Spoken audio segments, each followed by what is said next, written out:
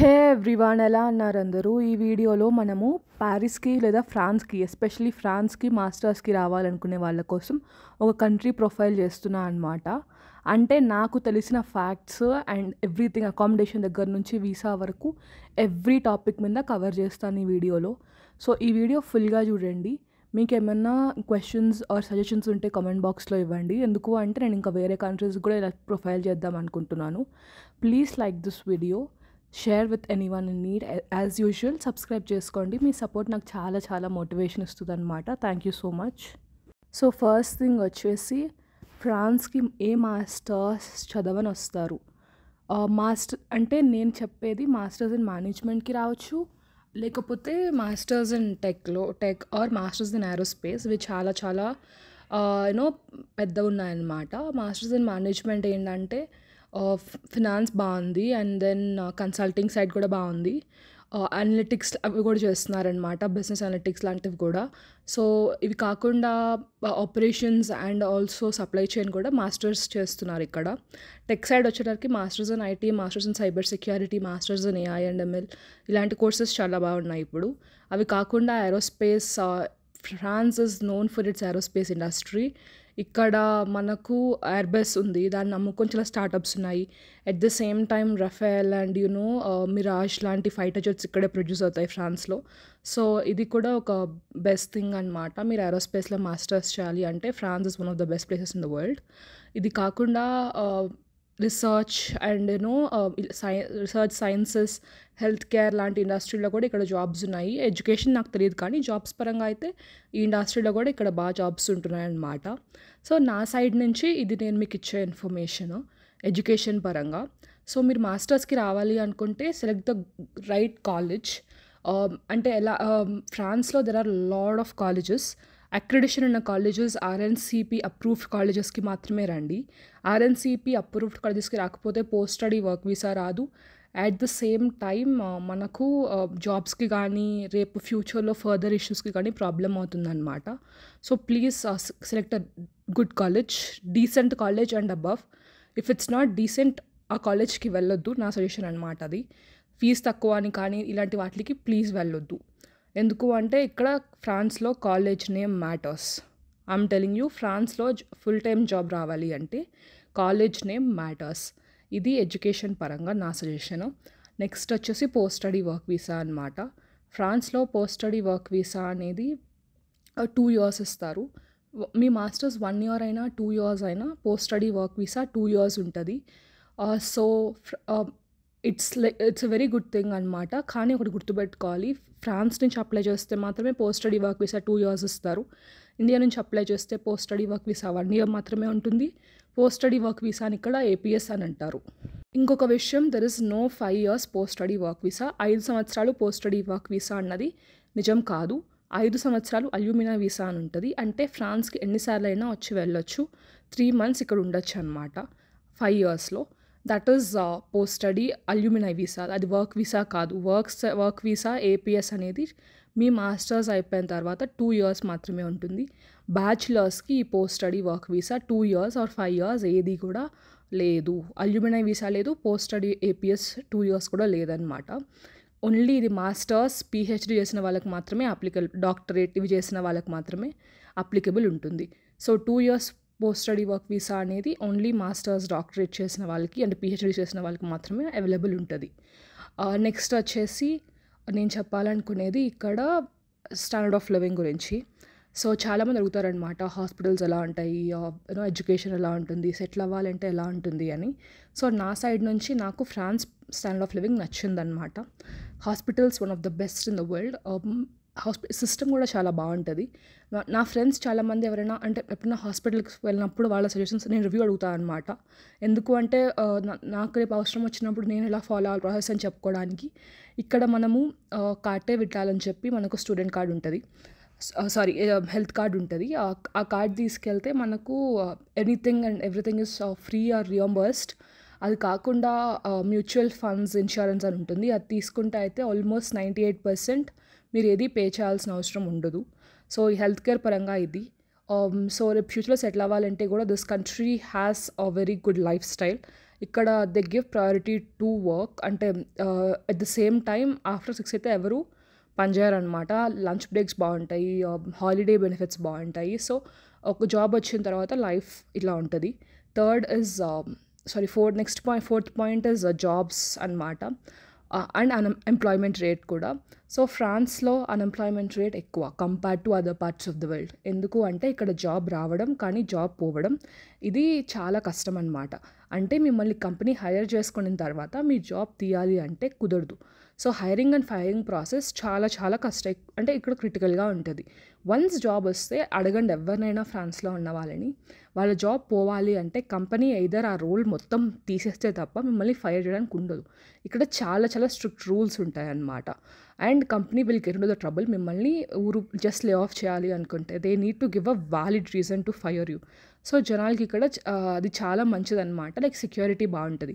కానీ unemployment rate మాత్రం దీనివల్ల కొంచెం హై ఉంటుంది. ఎందుకు అంటే పీపుల్ని హైర్ చేసుకోవడానికి అవసరం లేకుండా ఏ కంపెనీ కూడా, అంటే అవసరం లేకుండా అనడం కన్నా ఆ రోల్ రిలవెంట్ అయితే తప్ప దే డోంట్ హైర్ అనమాట. మనం కోవిడ్ టైంలో చూసాము, మన ఇండియాలో ఎక్సెసివ్ హైరింగ్ జరిగింది, ఈవెన్ యూఎస్లో కూడా ఎక్సెసివ్ హైరింగ్ జరిగింది. ఇలాంటివి ఫ్రాన్స్లో జరగవన్నమాట. అవసరం ఉన్న రోల్స్కి అవసరం ఉన్నట్లే హైరింగ్ జరుగుతుంది. బట్ హైరింగ్ ఒక్కసారి అయితే ఇట్స్ వెరీ సెక్యూర్.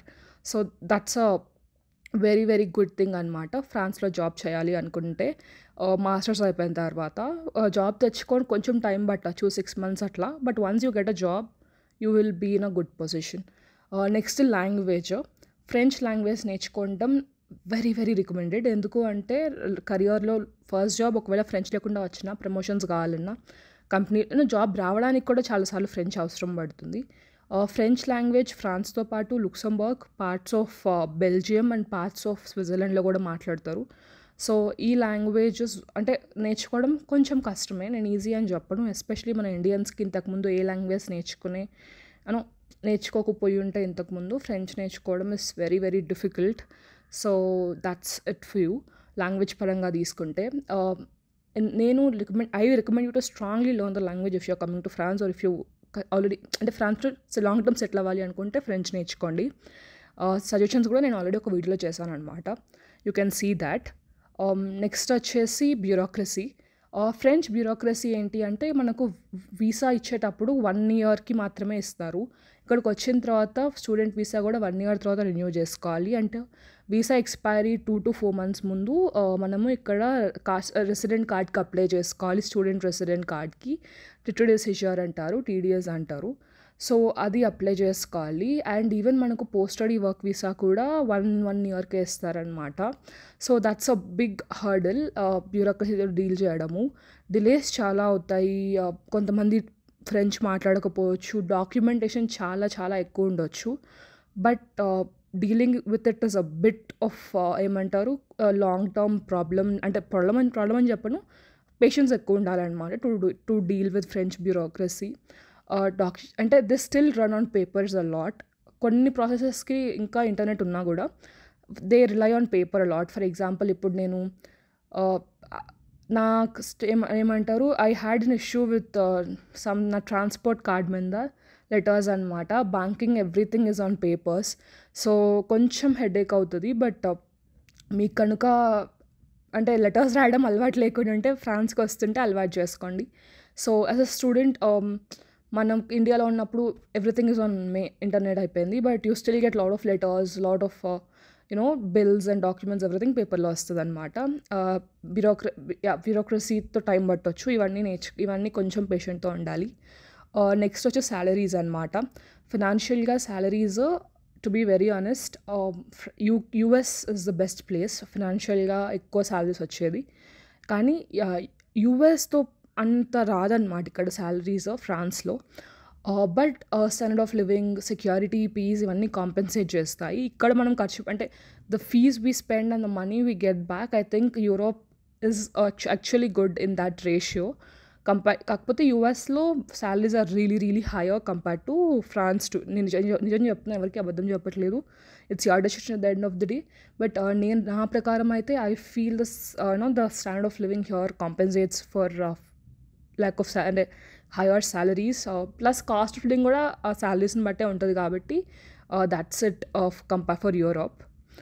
ఫ్రాన్స్ లో నెక్స్ట్ వచ్చేసి వీసాస్ అనమాట. అంటే వీసా అనడం కన్నా European Union advantage. Is a very very good place to live. Travel చేయవచ్చు, సెక్యూరిటీ బాగుంటుంది, బార్డర్స్లో ఏ కంట్రీ కన్నా యూరోప్లో వెళ్ళి రావచ్చు ఎప్పుడు కావాలంటే అప్పుడు for very less cost. This is a very good thing if you love travelling. At the same time job search in other EU countries చేసుకోవాలంటే ఇట్స్ అ బిగ్ అడ్వాంటేజ్ అనమాట. నాకైతే చాలా నచ్చింది. మీకు కనుక if you love travelling you will love France.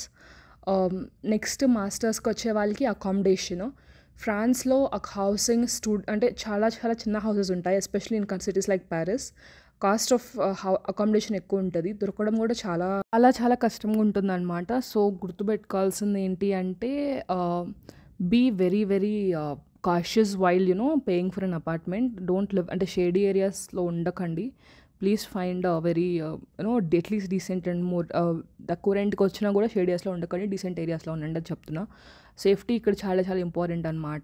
Night times అట్లా there are still issue some problematic areas in some cities, వాటికి దూరంగా ఉండండి.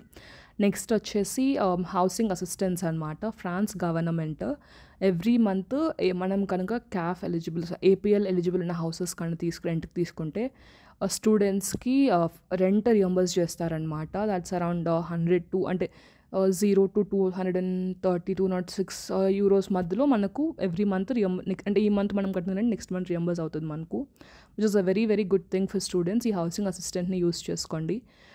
This is very very important because it will help you a lot in financial savings అనమాట. Next వచ్చేసి part time and savings.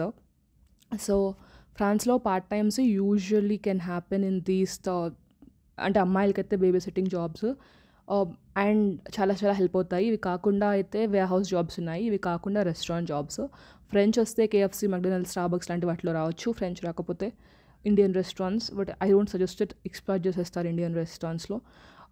ఇవి కాకుండా next వచ్చేసి I suggest tourist ఏరియాస్లో ఉన్న రెస్టారెంట్స్కి వెళ్ళడము, which is way way better.